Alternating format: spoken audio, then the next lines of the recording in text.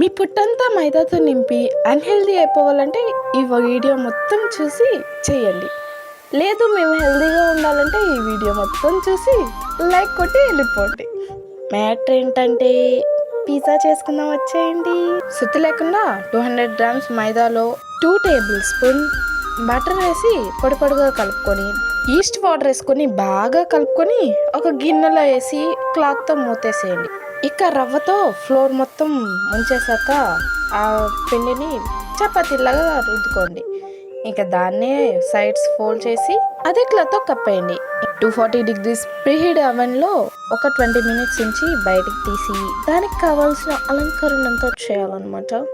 అలంకరణ మన ఇష్టం. నేనైతే పన్నీర్తో చేస్తున్నా. లాస్ట్లో అలంకరణ అయిన తర్వాత చీజ్ వేయండి. టమాటాలు తిన్న వాళ్ళు ఉంటే ఆ టమాటాల మీదే చీజ్ వేయండి, దెబ్బగా తింటారు.